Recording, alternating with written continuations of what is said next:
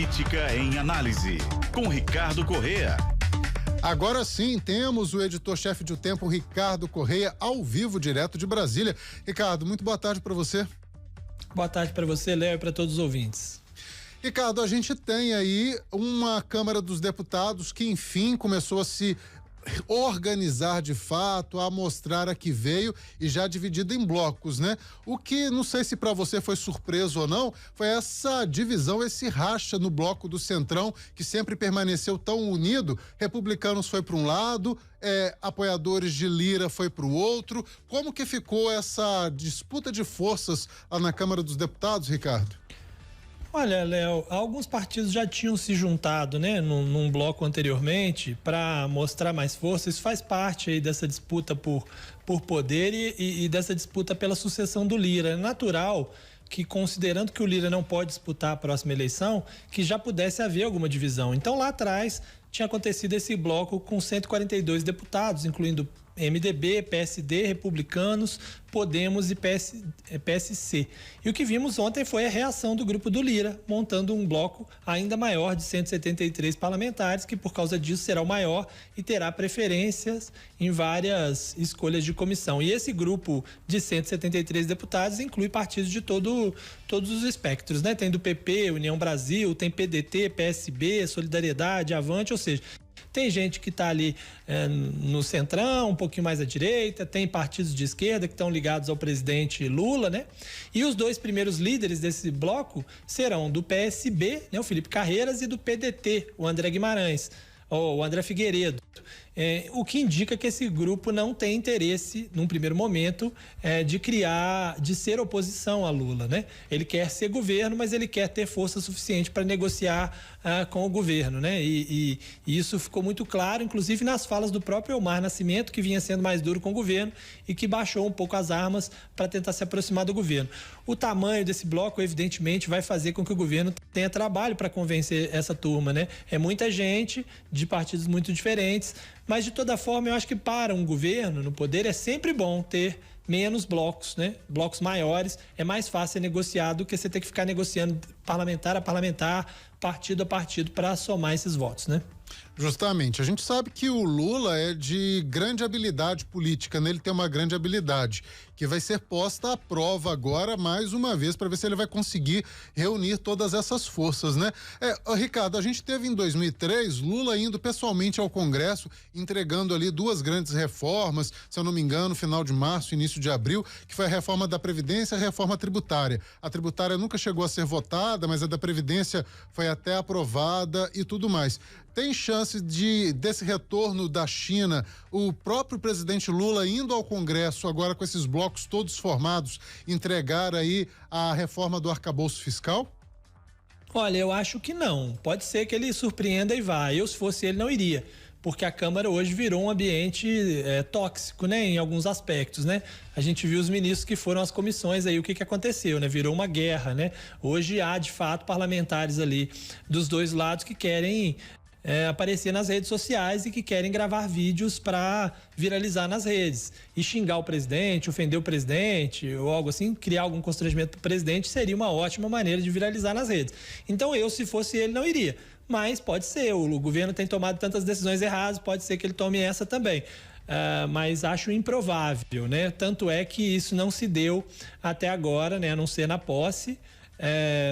O presidente não foi em outras ocasiões, então acho que não irá também nessa ocasião, vai deixar para que os líderes de governo entreguem essas propostas. Ele vai fazê-lo a portas fechadas, com o Lira, com o Pacheco, com os líderes partidários.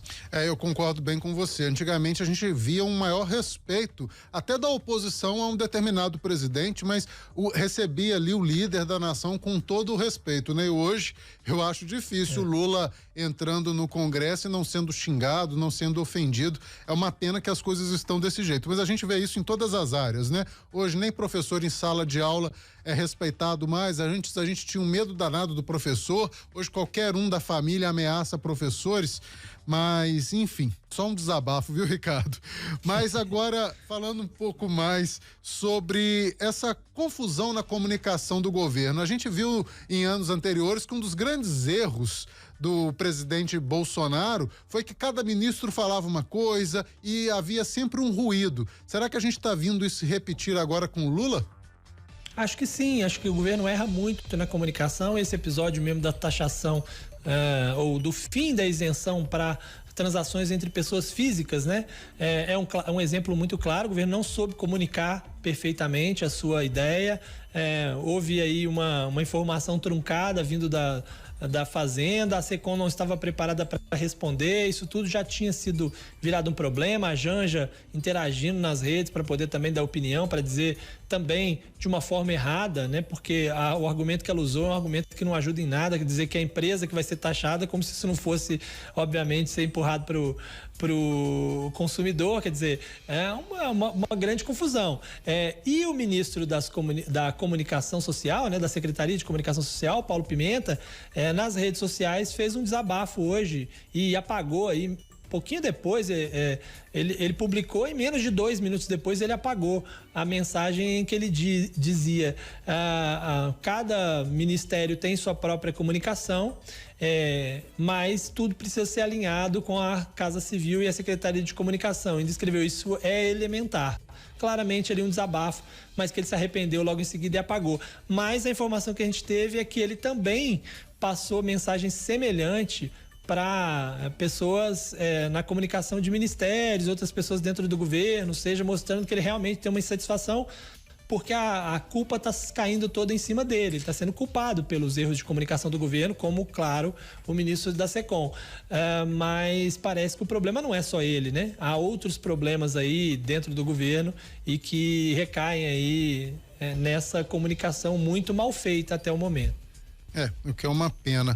Ricardo, agora falando do ex-presidente Bolsonaro mais uma vez, lembrando aos nossos ouvintes e espectadores que daqui a pouquinho tem uma entrevista exclusiva com o filho do Bolsonaro, Eduardo Bolsonaro, que está em Belo Horizonte, logo após o nosso intervalo. Mas hoje tem muito se falado sobre a possível inegibilidade de Bolsonaro. Será que isso pode realmente vir a acontecer? Sim, é bem provável que aconteça. Essa inelegibilidade está sendo discutida no Tribunal Superior Eleitoral e o Ministério Público Eleitoral deu parecer a favor dessa inelegibilidade por 8 anos.